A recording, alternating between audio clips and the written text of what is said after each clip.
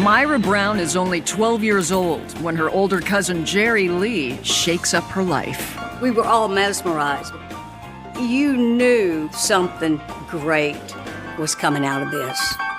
And he rocks the rest of the world. Goodness and gracious, great balls of fire! It's the birth of rock and roll and the beginning of a roller coaster for Myra. Jerry would kiss me. I mean, it was nice, but I was confused. I think Jerry Lee was a predator, and Myra was an easy mark for him.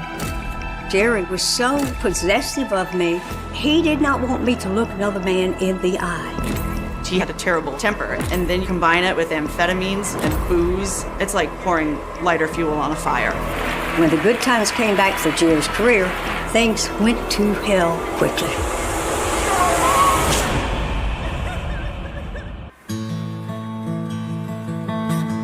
My family moved to Memphis, Tennessee when I was 5 years old. And I cried all the way there because I wanted to stay with my mama. It's 1949, and Myra Brown is saying goodbye to her extended family in rural Louisiana. My daddy got a job as a lineman in Memphis.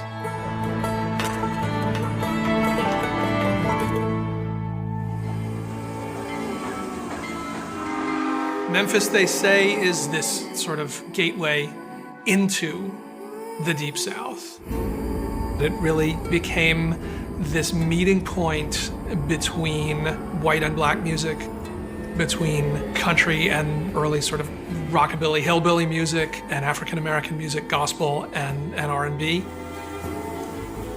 And the focal point for Memphis music at that time is Sam Phillips and Sun Records.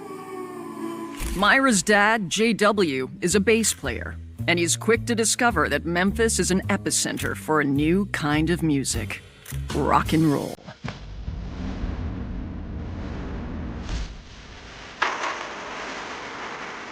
Sam Phillips brought together many of the musicians from the South to create this new sound. He is the one who discovered Elvis Presley, Carl Perkins, and Johnny Cash. Sun Records, it's the birthplace of rock and roll.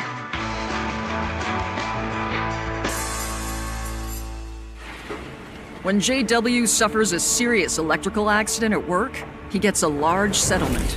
It's the catalyst for a career change. My daddy said, I'm gonna go to Louisiana and find my cousin Jerry and see if he'll come to Memphis and we'll put together a band. He said, I've heard how great he is on the piano, how talented he is. Only 21 years old, Jerry Lee Lewis has already been married twice. The first time when he was 16. In the South, people got married young, that they started having kids really young, and that then they had a lot of them. That's the story of the Lewis family. Jerry Lee now lives with his second wife, Jane, in Faraday, Louisiana. Daddy found Jerry working at a little dive called the Wagon Wheel. Daddy went over and introduced himself and said, I would like for you to stay at my house as my guest. I'll take you to Sun Record, introduce you to Sam Phillips, and let's see about getting a contract. The phone rings, and I'm this 12-year-old kid. The man says, can I speak to J.W.? I need to get directions to your house. Jerry came in, and he was wearing a red plaid shirt. He had a haircut that was way too short because his ears stuck out. And he just looked like nothing special.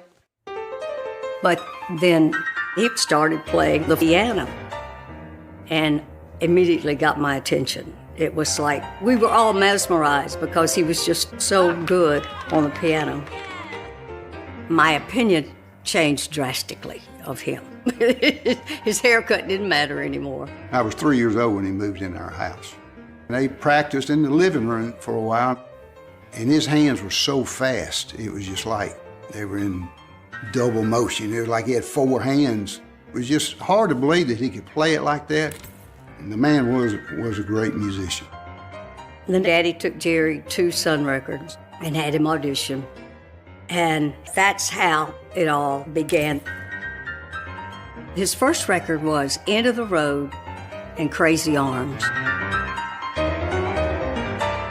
One day in the studio, my daddy said to him, "Jerry, play that Shakin' song." Because when they were traveling and doing shows, Jerry would do that song and the audience would just react like crazy. And that was a whole lot of shaking. And the first time Sam heard it, it was like, this is it, you know. Myra has just turned 13 when her dad and Jerry fly to New York with their band to make their debut on live national television. Mom and I were at home watching television, and you knew something great was coming out of this. Come on over, baby. Whole lot of shaking going on. And I guess seeing him on Steve Allen's show, he rose in my mind, you know, to a higher level. It is safe to say that the overwhelming majority of the network TV viewing audience would never have seen anything like Jerry Lee Lewis before in their lives. Oh, shake, baby. You can shake one time for me. And for a young girl growing up in the South, just the notion that you would know somebody who would be on television was almost beyond imagination. I was 13 years old. He became a little god in my mind and in a lot of people's mind at that time. And when a whole lot of shaking hit, they went up to $10,000 a show. Now this is in the 50s, that's a lot of money. Clearly, Steve Allen got a kick out of him. Very soon after, he booked him to come back on. Mr. Commotion himself, Jerry Lee Lewis. So to get a second bite at that apple, national television, that was a big deal. Goodness gracious, great balls of fire. As Jerry's fame skyrockets, his marriage falls apart. He knew what time school let out, and he would go up there. He'd say, "Hey, you want to go get some ice cream?" And he always knew I wanted to go get ice cream. Jerry and I, we would go to a movie after dinner or something like that. I thought he was being nice to a kid. I thought it was that kind of thing. You know, like pat the kid on top of the head or something. I was idolizing Jerry and looking up to him and thinking he's this great big star. What I didn't know was that he was falling in love with me. Myra's parents had no idea that Jerry Lee was wooing their daughter. They knew the two had fun together, they knew they were friends, but it truly didn't occur to them that this older man would try to have a relationship with their child. You know, after supper or something, we'd drive up to the A&W or whatever it is. And Jerry would kiss me. At first, I didn't know what to think about that. I mean, it was nice, but I was confused. I was like, I'm 13 years old. So it really messes with your mind. You don't understand what's going on, but you don't want it to stop either because it was you liked it. But that's how our relationship was. Jerry never asked Myra to get married, per se. He got the marriage license by taking this older friend, I think she was in her 20s as well, to the courthouse and having her sign Myra's name to the license. Nobody questioned it. Apparently they didn't ask for ID back in those days. And Jerry came back home. He said, "Come outside, I'm gonna show you something." So he pulled this paper out, and I looked at it, and it said, marriage license. And I looked at it, and I said, "You mean we're married?" And he said, No. We're not married. We're gonna get married." And I said, "What?" And he caught me by my arm, and he turned me around, and he said, Myra, I love you, and I want to marry you. And I think I just melted, I think it just, and I told him, and I said, no, I love you too. I said, but I'm still too young. This is crazy. I think Jerry Lee was a predator. He wanted somebody he could mold into whoever he wanted. Myra was a good, dutiful girl, and so she was an easy mark for him.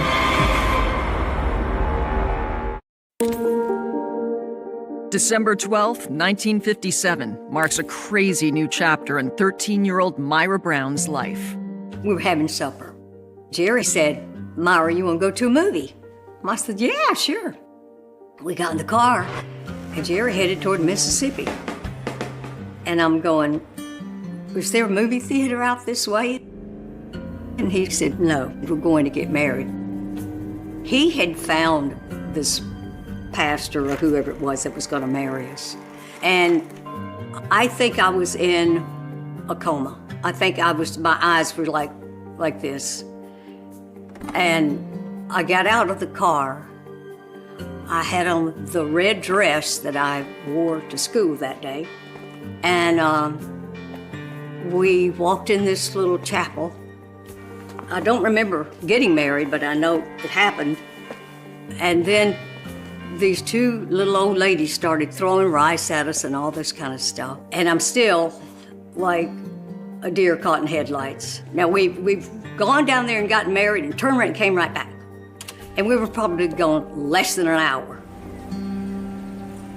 The next morning, I got up and I pulled my marriage license out, and I left them laying out on the nightstand. And my mother's maid found them. And she handed my daddy the marriage license. And of course, he took one look at it. And my daddy went and got his gun. And he said, I'm gonna go kill that son of a bitch. He got in the car and took off. And Jerry was up at Sun Records at that time. Mama called Sam Phillips and said, Jay's on the way and he's got a gun. Is Jerry still there?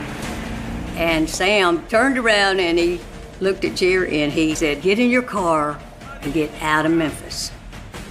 So Jerry took off. Daddy drives up, barrels through the front door and says, where is that son of a bitch? And Sam sits Daddy down and tells him, we can't interfere in this life decision that's been made without you. And he said, it looks to me like they love each other. And if we charge him, he's going to prison for a long time. Daddy calms down. And he goes back home. And he tells Mom, we really don't have any choices because it's done. And we're going to have to hope for the best and learn to live with it. It's against the law for married women to go to school in Tennessee. So 13-year-old Myra joins Jerry out on tour. I didn't have a suitcase. The only thing I had was this round doll case that I had gotten at a Christmas or two before. And it was like a hat box, shaped like a hat box. And that's what I put my stuff in. The next time JW sees Jerry is on stage at a gig in New York. Jerry goes over to Daddy and he says, I love Myra, I'll take care of her. Music starts playing, and it's accepted, it's forgotten. We went out and bought a little house. Actually, we bought the first house that had a for sale sign on it because we needed a house right away. I learned how to cook and learned how to vacuum. I had to become the adult. Jerry did two things. He played music, and he loved me. He came home, he brought all the money to me, dumped it in my lap. I mean, it was a cash business. And Myra was in charge of taking the bags full of cash from his live performances to the bank. You really are talking about shopping bags with dollar bills in them. The notion that she was a central piece of keeping the Jerry Lee Lewis business going as a young teenager, as a girl, is pretty wild. The first few months of 1958 tick by, and Jerry's star continues to rise. It was a time that had never happened before, never will happen again. And the reaction of the public and the audience that made me kind of gasp. Like, look at how these people are just going berserk about him. There for a while, he was the top dog. They had the top songs in the world. Out of all of these figures, these kings of rock and roll, Elvis was a brilliant performer. He was cute. He had this sort of angel face. But Jerry Lee Lewis could play the piano better than anyone that was a part of this whole Sun Records crew. And Jerry Lee Lewis was fun. And fun was a huge part of the birth of rock and roll. Private Elvis Presley makes this a VIP event. But the rock and roll star, wearing medals for carbine, pistol, and tank gunnery marksmanship, is modest as can be. When Elvis is drafted into the Army, Jerry Lee is poised to become the new king of rock and roll. And then they booked a big tour for Jerry in Europe in May of '58. Elvis never went to England. Elvis never formed off of United States soil. So for one of those first-generation rock and rollers to make that trip and go over to England was a big deal. The tour will be a surefire success if Jerry will heed the advice of Sam Phillips and not do one thing. Don't bring Myra on tour with you. Don't bring her to London. And he ignored all of that good advice. His ego, I think, stood in the way. He just thought he was untouchable. I didn't even know that Jerry had been warned. And he said to them, either she goes or I don't. And I think Jerry intimidated him and said, don't you talk to her. Leave my wife alone. Myra, her brother Rusty, and their mom Lois accompany the band to England. When we got there, they were standing there at the airport and, people just wanted to see everybody, because we were the biggest celebrities there was at that time. The press was going to come on the plane and see Jerry and interview him. So I got off, and I'm walking around in the airport, and a man comes up to me, and he says, who are you, miss? You got off that plane, didn't you? And I said, I'm not anybody. He said, well, who are you? And I said, I'm Jerry's wife. And the guy asked me how old I was, and I said, I'm 15. I figured I could lie a little bit. His face lit up like a Christmas tree, and he took off. I had no idea. I was talking to a reporter. And I'm clueless that there could be a problem. I wish that somebody would have said, if people find out Jerry's married to a kid, it ain't gonna be pretty. Myra, you're a bomb.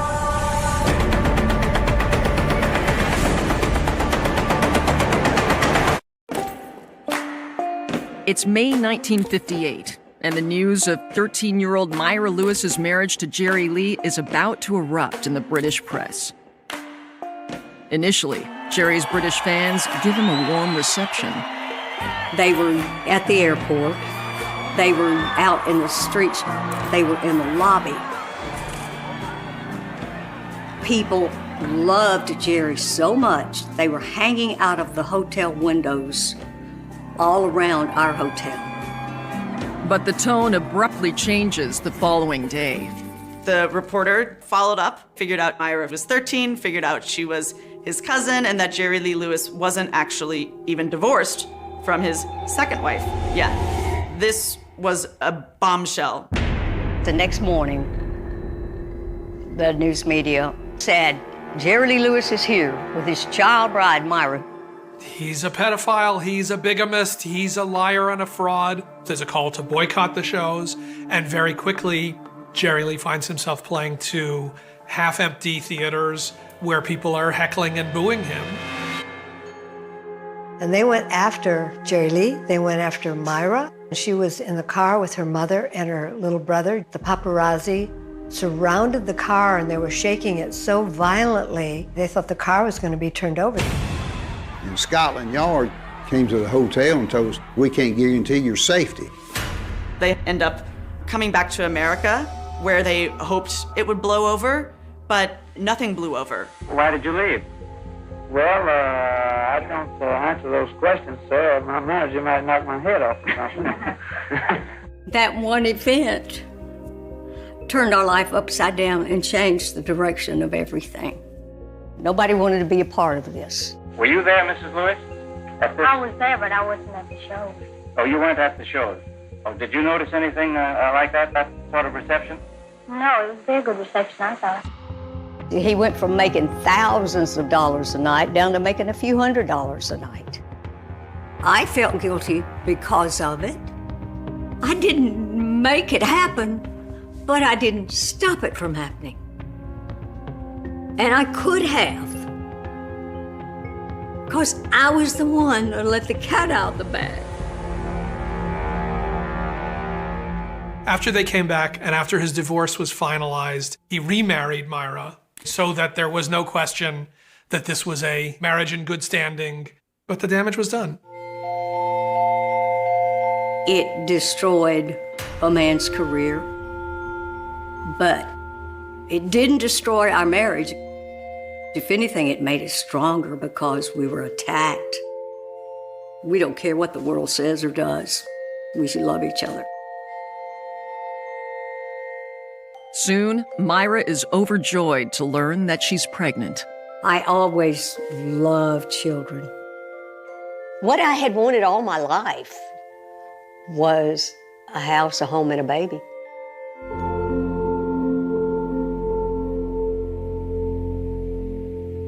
But a few months into her pregnancy, Myra is forced to leave her home. Jerry wasn't having the income that he had, and he was the sole supporter of his mother, father, and 2 sisters. So my house got shut down, not theirs. And I had to go live with them in Faraday, Louisiana. It was not comfortable because they resented the fact that Jerry married me. It was not a fun situation to live in the house with those people. One day, Jerry walked into the room and he reached down and he picked up my typewriter and he held it above his head like he was gonna slam it down on me. And I looked up at him and it's like, what happened? And he threw it on the floor. And he said, one of his sisters, Linda Gale, told me that she was with you the other day and y'all were driving down the road and you were smoking a cigarette and flirting with a sailor. Neither one was true. The only reason she would tell him that was to make him mad at me.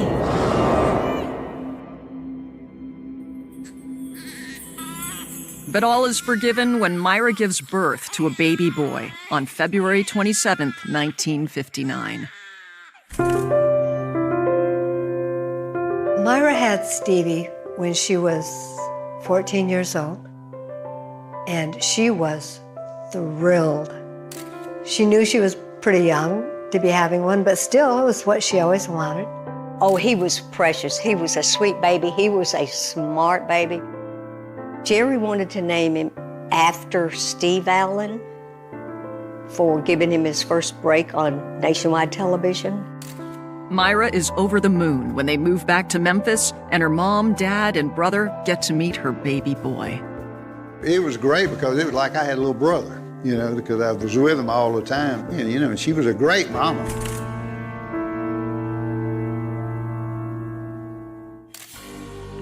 In 1960, the Lewises learn that Elvis has returned to Memphis from his stint in the Army. And just like Jerry, Elvis has fallen in love with a teenage girl.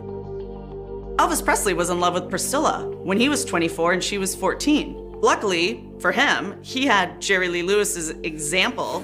Clearly, Elvis's team learned from the disaster of Jerry Lee and Myra and entered into the relationship with Priscilla in a very different way. Waited much longer on the marriage. Priscilla Presley was beautiful and glamorous and did her hair and her makeup and was in the public eye. Jerry Lee didn't want Myra to be anything like Priscilla Presley. Myra was only to belong to him. He didn't want other men to be attracted to Myra in any way. Jerry Lee wanted Myra to be invisible. I couldn't wear shorts. We had a swimming pool, and he didn't want me going swimming when there was other men out there. It was so uncalled for. Only 17 years old, Myra submits to Jerry's demands and embraces her role as wife and mother. But nothing prepares her for what happens on Easter Sunday, 1962. Myra was at home with her 3-year-old son, Stevie, her father-in-law, Elmo, and Jerry's uncle, George, and she was going to cook dinner. And she was asking Elmo what he wanted, and he was listing some things and said, well, we better go inside and make a list. So she asked Uncle George, would you watch Stevie? And he said, sure. And so she and Elmo went inside, and she wrote a grocery list. They went back outside. And Uncle George was there, and Stevie wasn't. And I said, Uncle George, where'd Stevie go? He said, he went in the house with you. Well, didn't he go in the house with you? I ran in the house to look for him. And I came back out.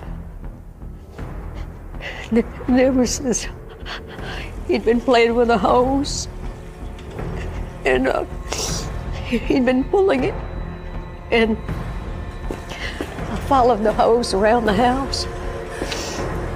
And I looked, and the hose was in the swimming pool. And the water was rippling. And I started screaming. Myra Lewis is 17 years old when her 3-year-old son drowns in a tragic accident. Myra remembers almost nothing between the incident at the pool and the funeral. What she remembers is Jerry Lee picking her up off of Stevie's grave. She was lying on his grave and wouldn't leave because she wouldn't leave her child alone.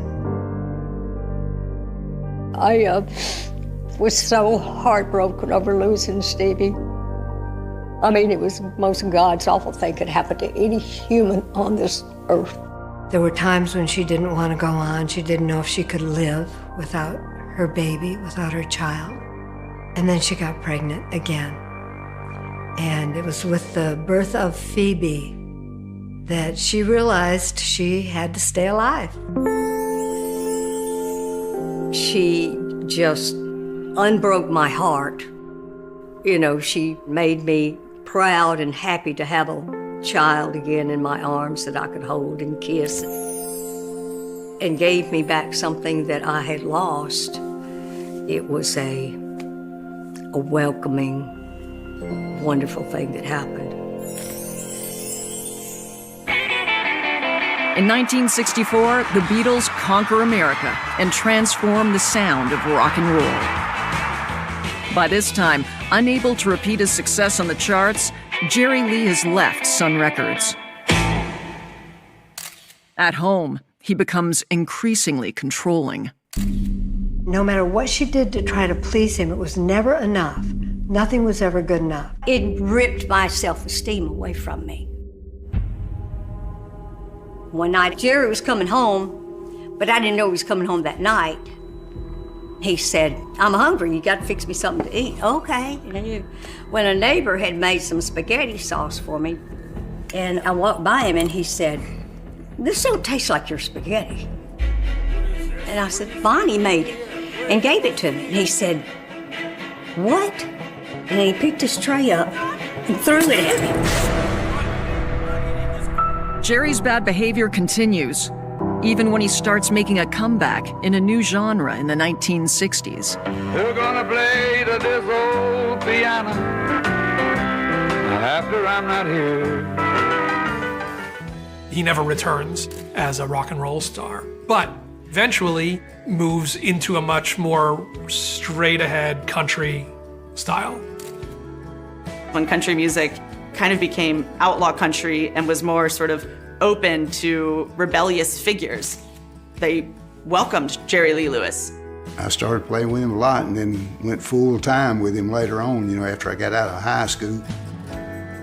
When Another Place, Another Time shoots up the country charts in 1968, Jerry's career is on the ascent. Jerry went from a little bit of success to more success to really being one of the most successful recording artists in the country music community by sort of the end of the 60s. Jerry's second chance at fame is not enough to right his failing marriage. When the good times came back for Jerry's career, things went to hell quickly. Jerry would turn into Jekyll and Hyde. Mid-afternoon, when Jerry was gone and going to play a show that night, I'd talk to him. And he'd say things like, hey, babe, what you doing? Da-da-da-da-da. We'd just chit-chat, normal. After the show, I could get a phone call from him. Who the hell do you think you are telling me that I shouldn't drink liquor or something like this? The next morning, Jerry would wake up and call me and say, hey, babe, what you doing? Jekyll and Hyde.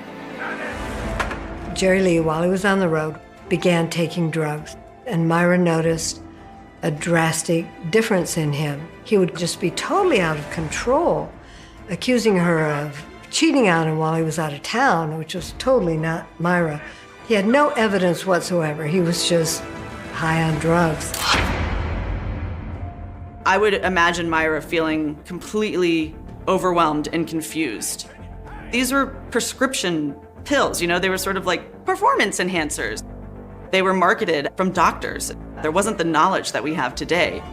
He became a raw nerve, yelling, screaming. Jerry Lee Lewis had a terrible temper and a lot of conflict, but you take all of that and then you combine it with amphetamines and booze and sleeplessness, it's like pouring lighter fuel on a fire. Yeah, he slapped me. Yeah, he did. That's what he would do to people. He'd slap them in the face. But when he slapped me, I would end up on the floor because the force was too hard. Then, 12 years into her marriage, Myra gets a phone call that will ultimately destroy the relationship.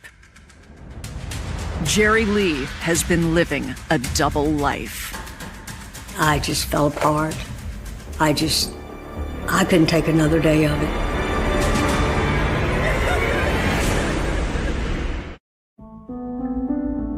In 1970, Myra Lewis gets a phone call that shatters her belief in Jerry Lee. The anonymous phone call was that Jerry had been seeing other women and just picking up women on the road, and it was something that had been ongoing for many years. In fact, he had started cheating on her only 11 months after they first got married. Myra is devastated. She runs down to her local church to seek solace. I knelt down at the altar and I was crying so hard that I was not even able to say a word. But that was the moment of knowing without a doubt that this was not the man I was going to spend my life with. This was not what I bargained for. I think maybe in my heart I knew that it wasn't reasonable that a man goes out and plays music and drinks and takes drugs and there's women throwing themselves at him. It's not reasonable to think he's not gonna take advantage of that. But I could, because he told me he didn't. And when I realized that it was a lie, and it had been a lie for a very long time, I knew there was no going back. Jerry is out of town. By the time he gets home, Myra and Phoebe have moved in with JW and Lois. Jerry was continuously calling me, want me to come back to him and all this kind of stuff. And I went over to the house to get something, and I went in and I was in the den and I heard somebody going, "Get her out the window." Jerry was in our bedroom with a girl in his bed. And I walked in there and said, "Oh, no, yeah, you miss me and you love me and you want me back, right? And this is what you're doing, laying in my bed with another woman." So, I mean, I'd been gone 2 or 3 days. He begged her to come back, but she wasn't falling for it. And that's when she got that apartment. And I went over and stayed with her while she was staying there, and they was getting her divorce. I was asleep and I heard glass break. And I ran down the stairs. And it was Jerry. He was trying to come through the window. Jerry saw me and I said, "What do you think you're doing?" And he said, "I just need to talk to Myra so you don't talk to her coming through the window." I was married at 13, divorced at 26. Half of my life was spent with Jerry. The leaving, of course, was hard. She had no education. She wasn't going to have any money because Jerry Lee didn't manage money well, and whatever they had it was spent whenever he made it. She did get some child support as long as she would go beg for it. Jerry did see Phoebe on a regular basis. Myra always felt absolutely certain that keeping that relationship between the father and daughter was an important thing to do. Myra relocates to Atlanta, Georgia. But as she starts to rebuild her life, Jerry's starts to unravel. He's arrested for driving under the influence several times. I was taking a lot of pills at the time, you know. Nobody had mentioned it to me. I said anything about it, and I didn't know that I was in that bad a shape. Jerry has numerous weapons violations and accidentally shoots his bass player while drunk. So just a couple of months after shooting his bass player, Jerry Lee shows up, drunk and belligerent at Graceland, smashes his car into the front gates, is yelling for Elvis to come down, and pulls out his gun and starts firing that, and then is hauled in and arrested for that. That was the next example of chaos. That was kind of around the same time when I decided to go into real estate. I'm here by myself. I've got a child to raise. What do I want to do? She went back to school, got her GED. She then got her real estate license and eventually her broker's license. Myra was very successful in real estate in Atlanta, Georgia. I was in the President's Club every year. I was a $1 million producer, and I loved every second of it. She worked for Richard Williams. She was an agent in his firm. He was a divorced man, and she admired him immensely. And after 4 years, one day, he asked her to lunch. And the sparks flew, apparently, because they ended up getting married. Richard Williams and I were married on June 1984. He's a gentleman. He's kind. He'll do anything in the world for me. He vacuums. I have somebody I can take care of and somebody that I know is going to take care of me. And it took a long time to get to it all, but it's been what I want. After Myra's marriage to Richard, most news of Jerry continues to be troubling. There are a series of marriages, many of which just end in terrible and tragic or suspect circumstances. One wife dies under very sketchy circumstances that, as reporters investigate, point toward his guilt and culpability in her death. And none of this is ever, in any serious way, investigated or explored by the authorities. Really, sincerely, I would like to say one more time what a great honor it is to be back in London, England. I feel like this is home to me, you know. Well, this is where I first come over and I brought my little 13-year-old cousin with me. Remember that?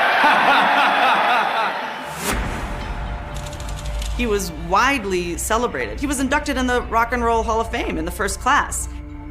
Jerry Lee also was very distinct within that first generation of rock and roll. First of all, he stayed alive longer than the rest of them, but Jerry Lee Lewis was also in a class of his own when it came to bad behavior. But then what's behind that is this remarkable woman who took something from that, who took something beyond just being scarred by it and, was able to turn her life into something else. I mean, there's been so many blessings and so many good things and so much good spread through our life that you got to focus on that. I'm happy with myself right now. I'm happy with what I've got. I've learned some tremendous lessons about life. And if I had to do it all over again, I'd probably do it all over again.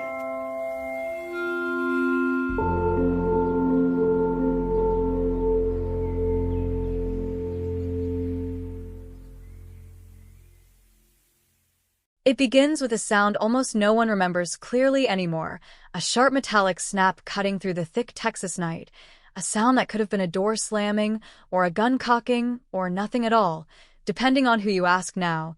20 years later, when memory has softened at the edges but fear is not, because in the early hours of August 17th, 2005, in a quiet subdivision just outside Austin, something happened that would hollow out an entire community and leave behind a question that refused to die. The streetlights were still on, humming faintly, bathing the pavement in that sickly orange glow, sprinklers ticking rhythmically on manicured lawns, the kind of neighborhood where dogs slept indoors and doors were left unlocked, the kind of place people described with one word, safe, until that word became a lie no one dared to say out loud again. The house at the center of it all looked ordinary then.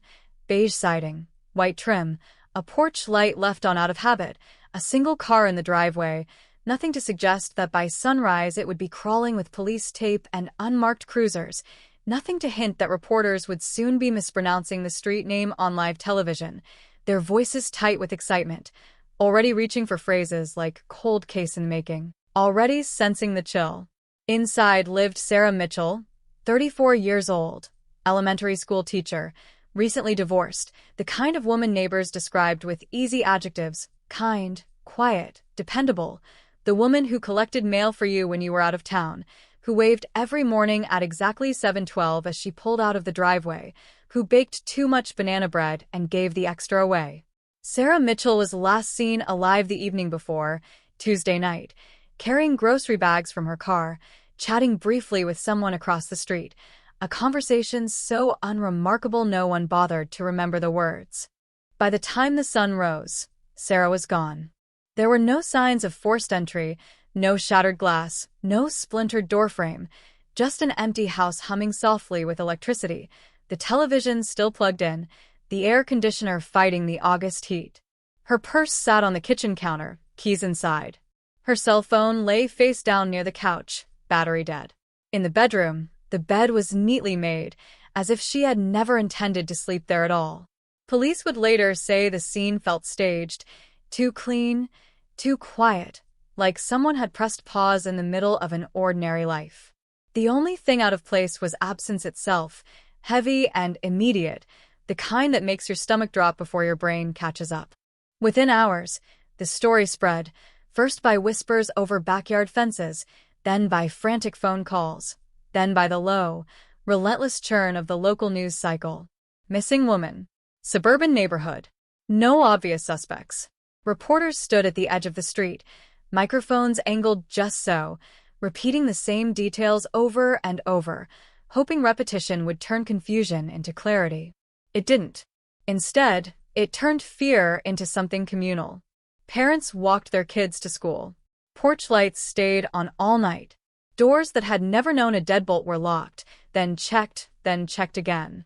Detectives arrived with notebooks already half full of questions. Who last saw her? Who spoke to her? Who might want to hurt her?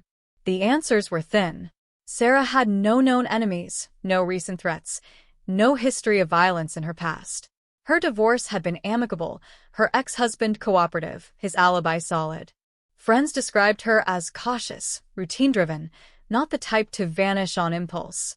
There was no note, no withdrawal from her bank account, no sudden spike in credit card activity. This didn't look like a planned disappearance. It looked like an interruption. They searched the house inch by inch, photographing corners, bagging fibers, dusting for prints that mostly belonged to Sarah herself.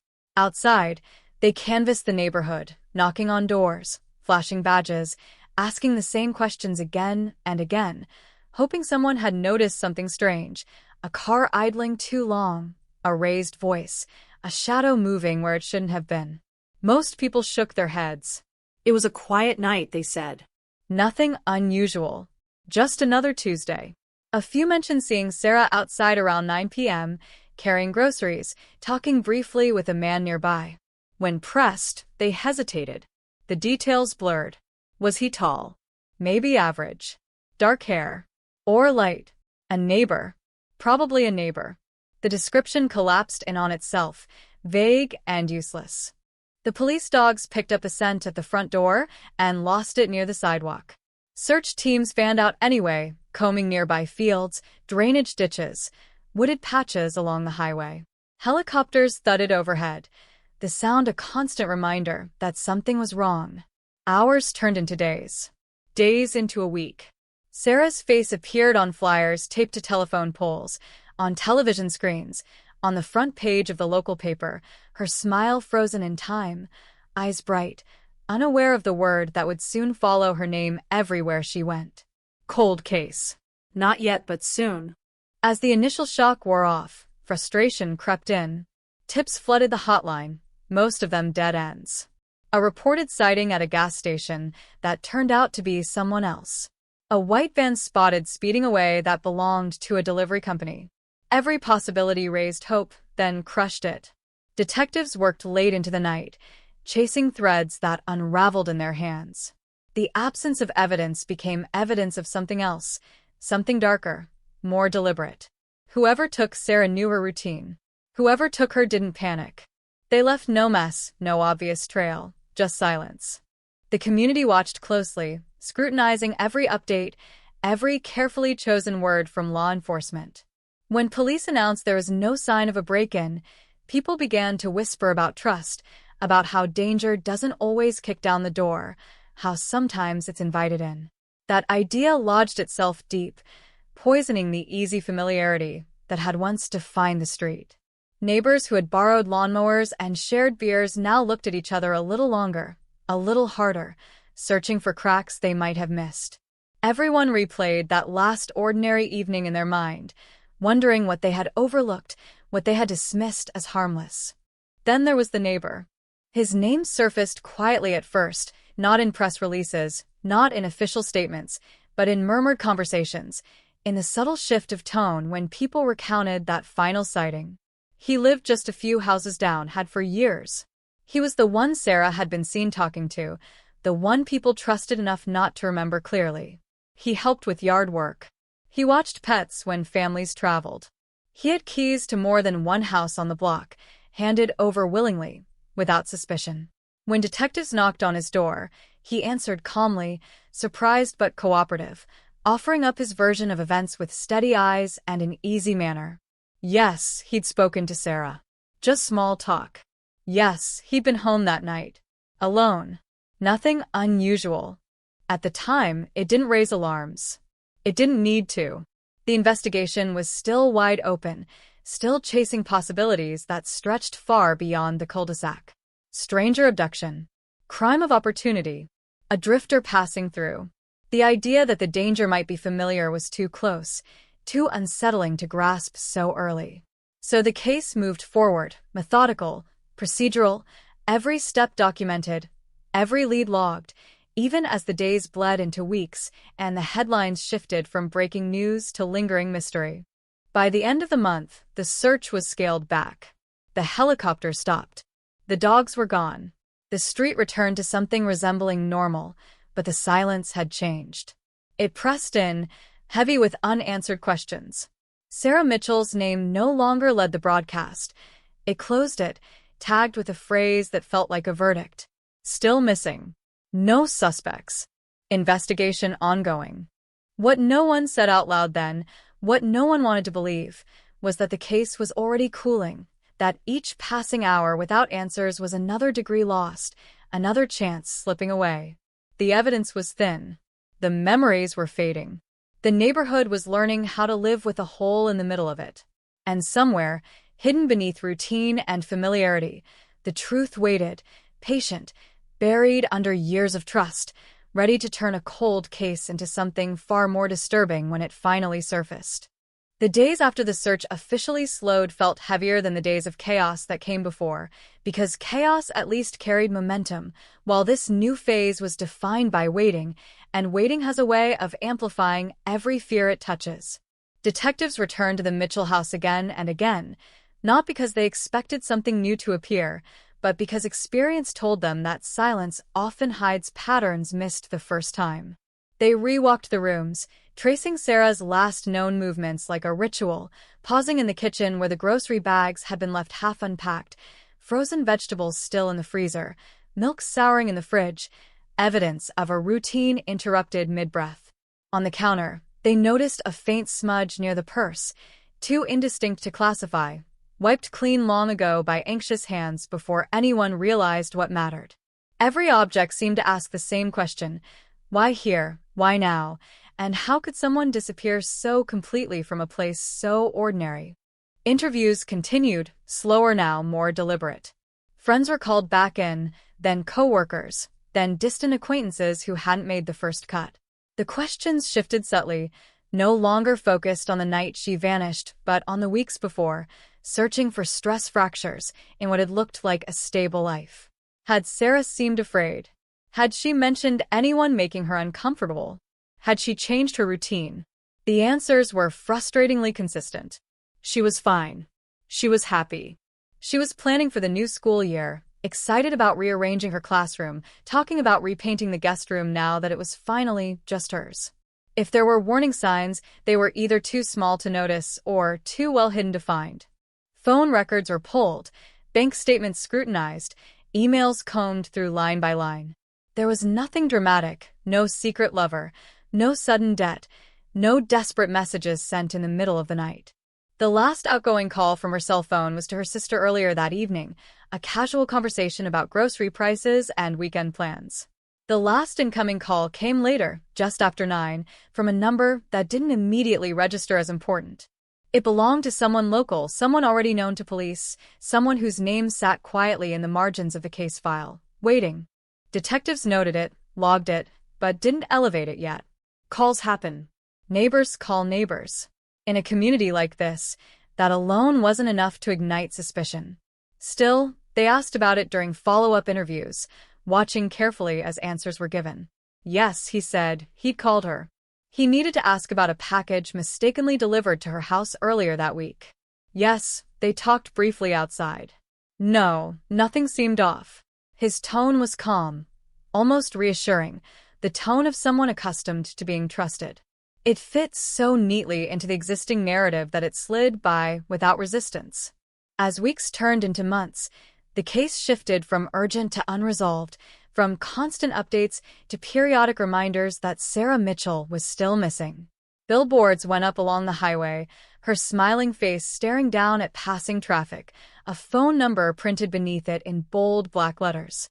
Candlelight vigils were held on the anniversary of her disappearance, Neighbors standing shoulder to shoulder in the warm Texas evening, holding flickering flames and saying the same words over and over. We won't forget. We won't stop looking. But forgetting doesn't happen all at once. It happens in increments, in the slow erosion of attention as life pushes forward. Inside the police department, the file thickened with time, not with answers, but with paper.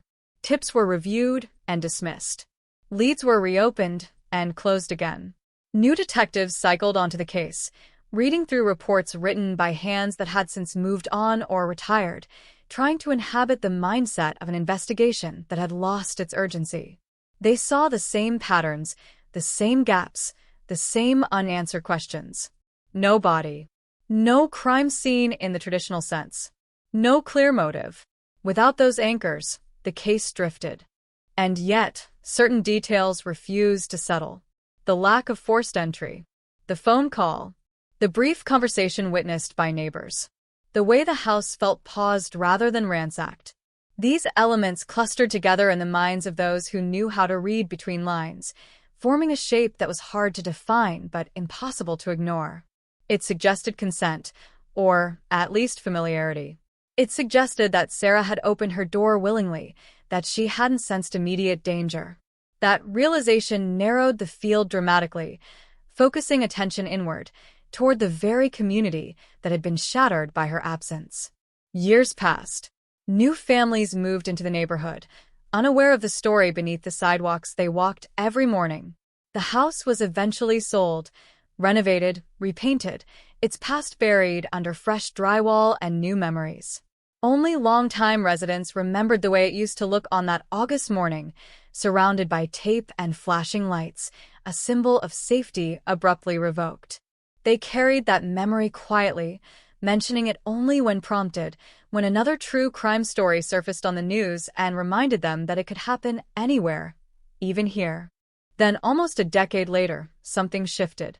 It began not with a dramatic discovery, but with paperwork, the kind that rarely makes headlines but often changes everything.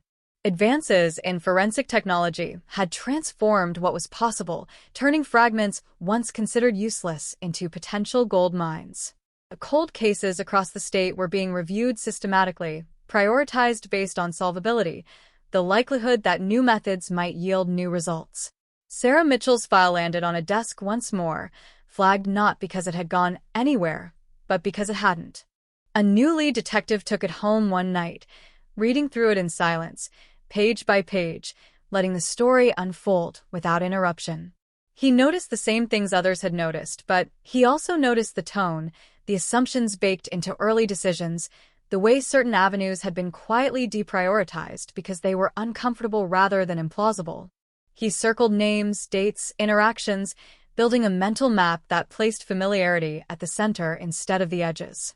When he reached the neighbors' interview transcripts, he paused longer than expected, rereading phrases that now felt rehearsed, answers that were technically responsive, but emotionally flat. The detective ordered a fresh review of phone records, this time with tools that allowed patterns to emerge where before there had only been isolated data points. The call from that night stood out again, but now it was joined by others, brief contacts scattered across weeks, never frequent enough to raise alarms, always explainable on their own. Together, they suggested a connection deeper than casual neighborliness, a rhythm of communication that hadn't been fully appreciated before. Quietly, without fanfare, the investigation pivoted. Detectives began reconstructing timelines with new precision, accounting for minutes instead of hours, cross-referencing movements with cell tower pings and traffic data that hadn't been available in 2005. They knocked on doors again, their presence triggering a ripple of unease among those who remembered the original search. Old neighbors were asked the same questions they'd answered years before, and the answers came back altered by time, softened, sometimes contradictory. Memory is not static. It reshapes itself, influenced by what we wish were true. Some recalled the neighbor differently now. Not dangerous, not overtly threatening, but intense, attentive, always there. The kind of presence that fades into the background until it's suddenly lit from a different angle. Others mentioned small moments they hadn't thought mattered before, a lingering look, An argument overheard but dismissed, a sense of discomfort they'd brushed aside because it seemed rude to distrust someone so embedded in the fabric of the street. Still, there was nothing concrete, nothing that could justify an arrest, let alone a public accusation. The case remained officially unsolved, its status unchanged, its files still stamped with that chilling label, "Cold Case." But beneath that label, the gears were turning again, slowly, deliberately, grinding towards something that felt like progress even if it couldn't yet be named. For the community, the renewed attention reopened old wounds. News outlets caught wind of the review, framing it as a last chance, a hopeful sign that answers might finally be within reach. Cameras returned to the street, capturing images of familiar houses now older, trees taller, sidewalks cracked with age. The story was retold, simplified, dramatized, but the core remained the same. A woman vanished. A neighborhood lost its innocence. And the truth, whatever it was, had managed to hide in plain sight for far too long. As investigators dug deeper, they understood the weight of what they were facing. If the answers lay close to home, then uncovering them would not just solve a mystery, it would rupture a narrative people had relied on to feel safe. It would force a reckoning with trust itself, with the idea that danger doesn't always announce itself with violence or chaos, that sometimes it wears a familiar face and speaks in a calm, steady voice. And as the cold case stirred, warming just enough to breathe again, one unsettling thought grew impossible to ignore. The person responsible might not be a shadow on the outskirts of the story. He might be someone who had been there all along, watching the search, attending the vigils, waiting for time to do what he believed it always does: make people forget. Time, however, did not do what he expected. Instead of erasing, it sharpened. The longer the case sat unresolved, the more certain details began to glow under renewed scrutiny, like embers refusing to die out. Investigators started with what could no longer argue back: data. Old phone records were reprocessed, not just read but mapped, layered against cell tower coverage, signal strength, and movement patterns reconstructed minute by minute. What once looked like static now suggested direction. The call on the night Sarah disappeared was no longer an isolated. It aligned with a brief window of silence afterward, a gap where her phone went dark far earlier than expected for someone known to text late into the evening. That gap coincided almost perfectly with a lull in activity from the same neighbor's phone, a quiet overlap that felt less like coincidence the longer it was examined. They pulled vehicle records next, a task that in 2005 would have been clumsy at best. Now, with improved databases and archived traffic data, they could estimate routes, travel times, the probability of movement without being seen. The neighbor's car, an unremarkable sedan no one could clearly remember anymore, had been serviced weeks after Sarah vanished. Routine maintenance, he'd said. New tires. An oil change. Nothing unusual. But service records showed something else, too, something subtle. A deep interior cleaning requested out of sequence, detailed enough to raise an eyebrow, but not enough to trigger alarm on its own. On its own, it meant nothing. Paired with everything else, it began to hum. Detectives returned to the physical evidence, what little of it remained. Boxes sealed years ago were reopened under sterile lights, their contents laid out like relics from another era. Fibers from Sarah's couch. Trace material from her front door. Dirt collected from the threshold and dismissed at the time as ordinary. New testing methods were applied carefully, methodically, the way surgeons approach scar tissue. Most samples yielded nothing. Some degraded beyond usefulness. Then one result came back inconsistent with the original assumptions, a trace that didn't match Sarah, didn't match the house, didn't belong to the random chaos of everyday life. It was too clean, too specific to ignore. They didn't announce it. They didn't rush. Cold case detectives know better than to celebrate early.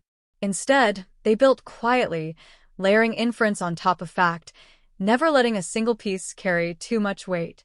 They re-interviewed the neighbor again, this time not as a routine witness, but as someone whose story needed to be walked through carefully, slowly, from beginning to end. He welcomed them in with the same calm demeanor he'd always had, the same practiced patience. He remembered the night clearly, he said. Clearer than most. He remembered where he stood, what Sarah wore, the sound of sprinklers clicking on across the street. He remembered details others had forgotten, and that, paradoxically, made detectives uneasy. Memory rarely stays that sharp unless it has been rehearsed. They listened without interrupting, letting him fill the silence. He denied nothing that could be proven, admitted to small, harmless interactions that aligned neatly with known facts. He was helpful, even friendly, asking about progress, expressing hope that the family would finally get answers. His concern seemed genuine, his voice steady. But when pressed on timing, on the exact sequence of events after the phone call, his certainty wavered just enough to register. A minute here, 5 minutes there. Insignificant on the surface, but time is everything in a disappearance. Those minutes were the difference between someone choosing to leave and someone never being given the chance. Meanwhile, detectives tracked down people who had drifted out of the neighborhood years earlier, individuals who no longer felt bound by the same unspoken rules of community loyalty. Distance has a way of loosening tongues. One former resident recalled an argument she'd overheard weeks before Sarah vanished. Raised voices carried on the night air, a man's tone sharp, insistent. She hadn't recognized the words, only the cadence, the sense of imbalance. At the time, she'd shrugged it off. Couples argue. Neighbors argue. Now, when asked whose voice it was, she hesitated, then named the neighbor, her certainty growing as she spoke, as if saying it out loud finally allowed the memory to settle into place. Another recalled something smaller, easier to dismiss. A knock late at night on the wrong door. A man apologizing, claiming confusion, asking if Sarah was home. It had seemed innocuous then, almost polite. In hindsight, it felt like surveillance, like testing boundaries. Each recollection on its own was fragile, susceptible to suggestion and time. Together, they formed a pattern that leaned in one direction. Still, there was the central problem every cold case faces. There was no body. No definitive moment of violence. Without those anchors, the story remained vulnerable to doubt. Defense attorneys thrive on doubt. Prosecutors demand certainty. Detectives had to bridge a gap that years had widened, using circumstantial evidence woven tightly enough to hold under pressure. They began consulting behavioral analysts, not to diagnose, but to contextualize. The neighbor's profile emerged slowly, a portrait of control masked as helpfulness, of proximity mistaken for kindness. Someone who inserted himself just enough to be indispensable, invisible because he was everywhere. The community sensed the shift before it was officially acknowledged. Police cars appeared on the street more frequently. Unmarked vehicles lingered a little too long. Conversations stopped abruptly when strangers walked by. The neighbor noticed, too. He grew quieter, more reserved, skipping social gatherings he'd once attended without fail. Some interpreted it as stress, the weight of old suspicions resurfacing.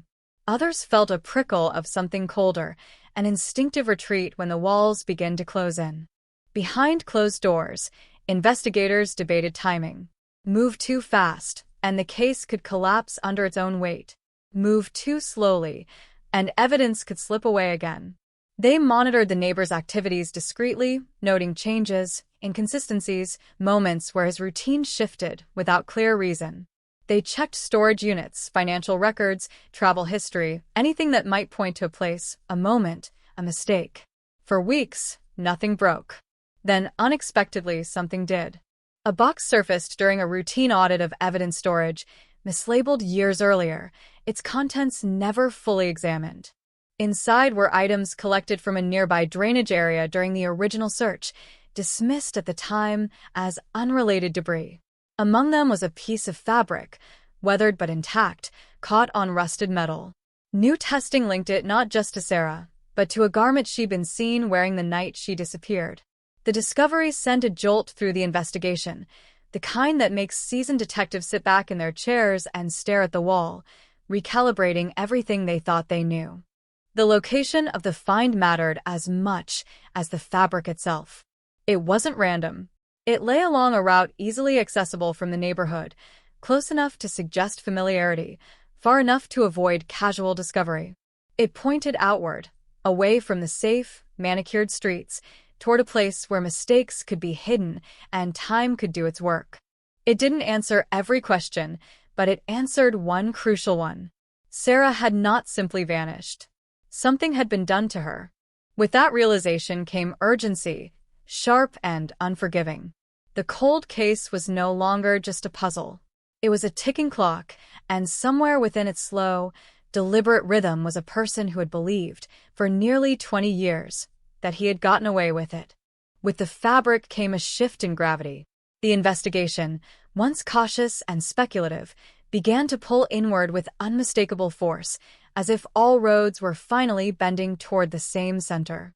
Detectives revisited the drainage area where the scrap had been found, this time not as a peripheral location but as a potential hinge point in the story. The landscape had changed over the years, reshaped by weather, construction, and neglect, but certain features remained stubbornly familiar. The narrow access road. The bend where headlights would briefly disappear from view. The patch of ground shielded from the main road by overgrown brush. Standing there, investigators could almost feel the night pressing in, could imagine how easily someone with local knowledge could come and go without being seen. They reconstructed the likely sequence with renewed focus, aligning the physical evidence with the digital timeline they'd been building. The phone call, the brief conversation outside, the sudden silence. The window of opportunity narrowed to something uncomfortably precise, a span of minutes during which Sarah's routine intersected fatally with someone else's intent. That intersection, they believed now, did not happen by chance. It was engineered, timed, rehearsed. The neighbor's proximity was no longer a coincidence. It was a mechanism. Pressure mounted quietly. Subpoenas were issued for records that hadn't been accessible before.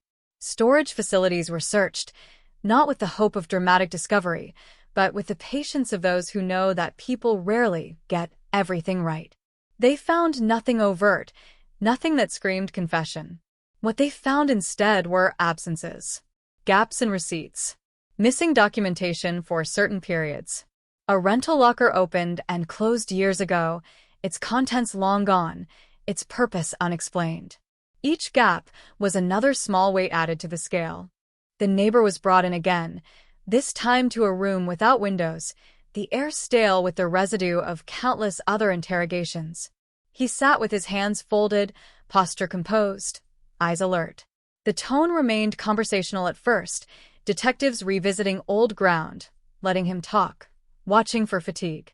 They asked about the neighborhood then, how it had changed, how people had drifted apart. He nodded, agreed, lamented the loss of closeness.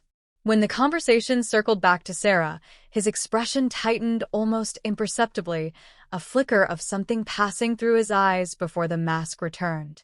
They showed him the fabric, sealed in plastic, held just long enough for recognition to register. He said he'd never seen it before. His voice didn't shake. His breathing didn't change. But his gaze lingered a fraction of a second too long, as if measuring what the object represented rather than what it was. Detectives noted it, the way predators note hesitation in prey. They pressed gently, asking about the drainage area, about whether he'd ever driven that route. He admitted he had, like anyone in the neighborhood, sometimes to avoid traffic, sometimes just out of habit. It was plausible. It was always plausible. Outside the interview room, the weight of years pressed down on the team. They were close enough now to feel the heat of the truth, but not close enough to touch it. The fabric suggested violence, but it didn't say when or how.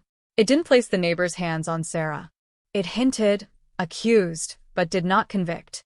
Prosecutors were brought in, their skepticism a necessary counterbalance. They asked the hard questions, the ones detectives hated but needed to hear. Could this hold up in court?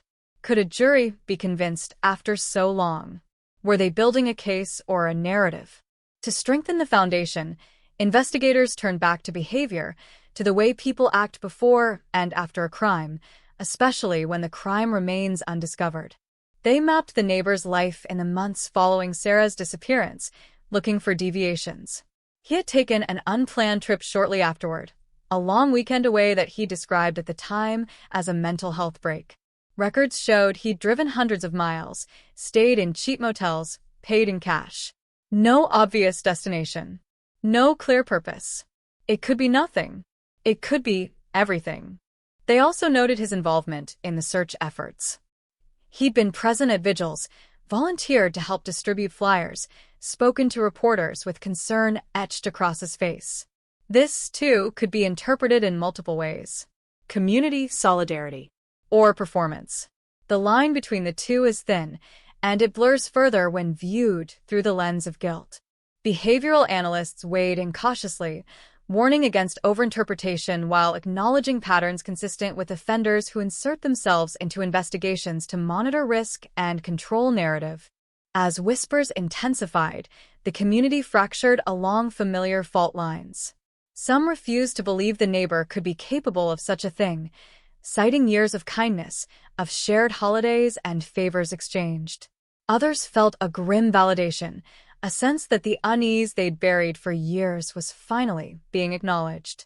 Trust, once broken, does not shatter cleanly.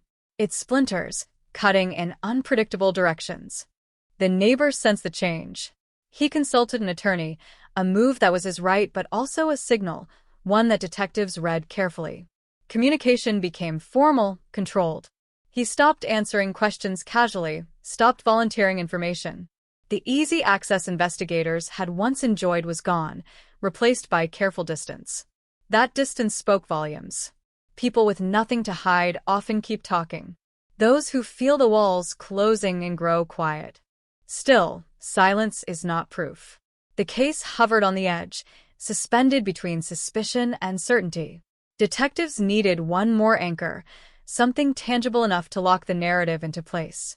They returned, again and again, to the night itself, replaying it from every angle, asking what could have gone wrong for someone who believed he'd planned perfectly. Human beings make mistakes. They underestimate time.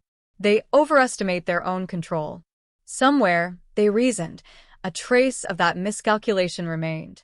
The breakthrough, when it came, was not explosive.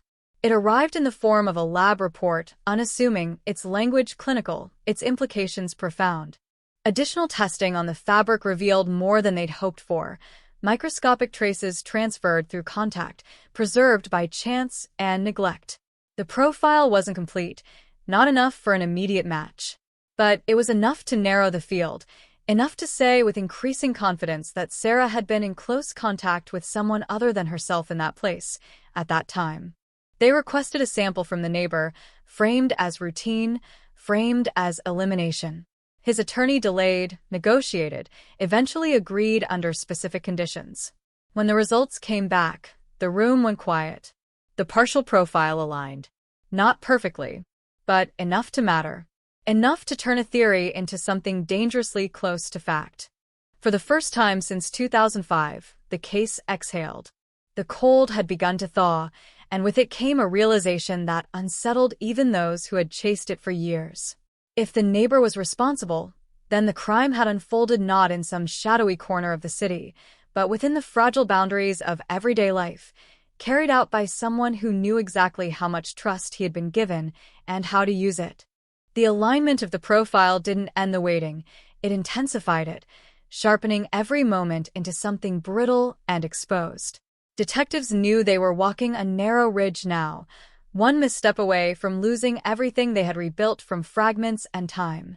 They began drafting the story the way a jury would hear it, stripping away assumptions, testing each link for weakness.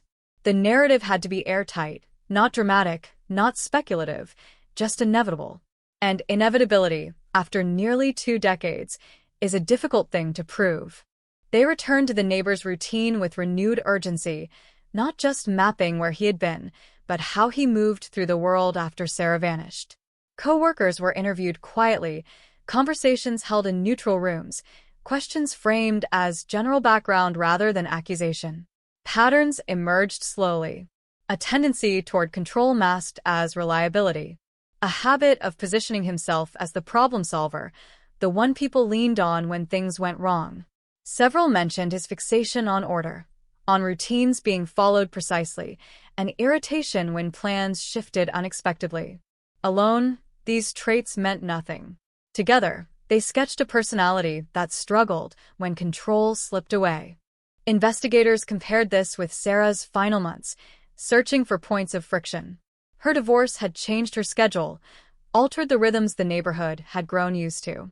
She was home at different times now, sometimes late, sometimes unexpectedly early. She'd begun setting firmer boundaries, declining favors she once would have accepted without thought. A friend recalled Sarah mentioning an awkward interaction, a neighbor who'd insisted too strongly on helping, who'd lingered when she'd clearly tried to end the conversation. She hadn't named him then. She hadn't framed it as fear, just discomfort. The kind people talk themselves out of. The timeline of the night in question was rebuilt again, this time with an emphasis on behavior rather than technology. What would Sarah have done when approached by someone she knew, someone who lived nearby, someone she trusted just enough not to feel alarmed? She wouldn't have screamed. She wouldn't have run. She might have stepped closer to hear him over the sprinklers, might have followed him a short distance if he asked for help, if he framed it as urgent or accidental. The theory didn't rely on force at first. It relied on familiarity. Detectives believed now that the moment of violence, if there was one, came later, away from the house, after that initial trust had been leveraged and exhausted. The drainage area fit this model too well to ignore. Close. Accessible. Forgotten. A place where sound would be swallowed and light would fail. A place where someone who knew the area could act quickly, decisively, without witnesses.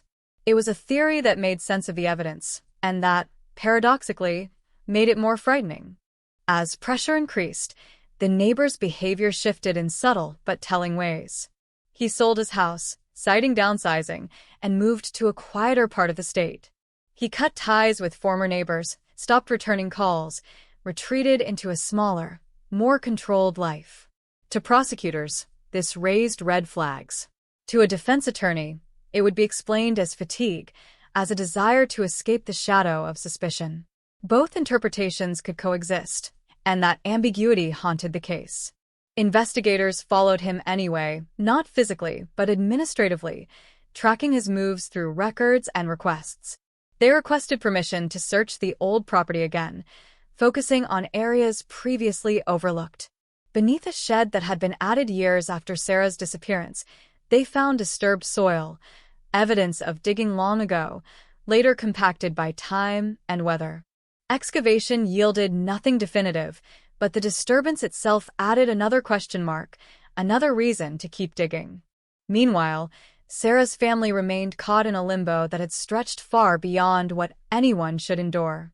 Each new development reopened grief they had learned to carry carefully, like something fragile and sharp. They attended meetings with detectives, listened to cautious optimism tempered by warnings. No promises. No guarantees. Just progress. For them, progress was both hope and torture, a reminder that answers might finally be close enough to touch, or might slip away again just as easily. The case crept back into the public eye as rumors spread of a potential suspect. Media coverage intensified, old footage pulled from archives, neighbors interviewed once more. Some spoke with anger, others with disbelief. The idea that someone so familiar could be responsible forced everyone to revisit their own memories, to question their instincts, to wonder how well they truly knew the people around them. The narrative shifted from what happened to Sarah to how it could have happened here, in a place built on trust. Behind the scenes, prosecutors weighed the risk of moving forward without a body, without a confession. They consulted experts, reviewed precedents, studied cases where circumstantial evidence had carried the day. It was possible. It was rare. It required precision and courage, a willingness to stand in front of 12 strangers and ask them to believe in a story assembled from absence. The neighbor's partial DNA match strengthened the case, but it also introduced complexity.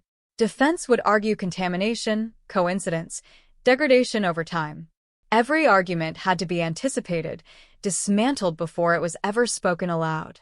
Investigators returned to the neighbor's past, pushing further back, searching for earlier incidents that might establish a pattern. They found complaints, minor and easily dismissed at the time. A dispute with a former partner. A restraining order requested, but never granted.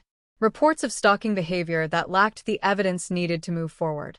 Each item alone had faded into obscurity. Together, they suggested escalation, a trajectory that had gone unnoticed until it intersected catastrophically with Sarah's life. As the file grew heavier, so did the silence between those working on it.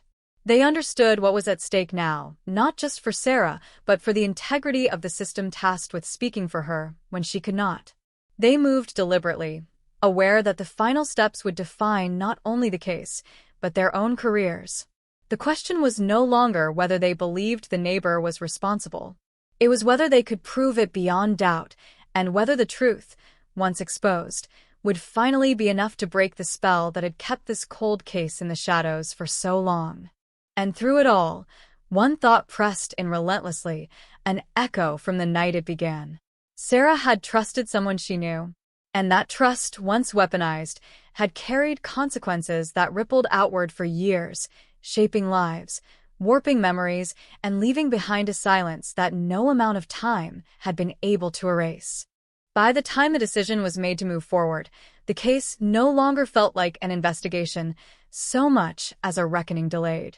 Prosecutors signed off on a strategy that balanced restraint with resolve, knowing that once the next step was taken, there would be no pulling back. Detectives prepared the arrest warrant carefully, every line scrutinized, every claim tethered to something solid enough to survive cross-examination. This wasn't about spectacle. It was about timing, about choosing the moment when the weight of evidence could finally tip the scale. The neighbor was taken into custody on a quiet morning, far from the street where everything had begun. There were no flashing lights, no dramatic chase, just a knock at the door and the sound of handcuffs closing with a finality that echoed through nearly 20 years of waiting. News traveled fast anyway. By midday, headlines were already forming, each one struggling to capture the shock in a single line. Texas, 2005 cold case solved. Trusted neighbor arrested. The words felt surreal even to those who had lived with the story for so long. Inside the interrogation room, the air was thick with history. Detectives sat across from a man who had rehearsed this moment in his mind countless times, who had believed that time would erode memory, that evidence would decay, that suspicion would soften into rumor and then disappear altogether. They began slowly, laying out the facts without accusation, inviting him to talk. At first he did. He denied everything with the same calm precision he'd always used, his voice steady, his posture composed. He expressed surprise, hurt, disbelief. He spoke of Sarah with careful respect, as if honoring her might shield him from what was coming. Then they introduced the evidence piece by piece, never all at once.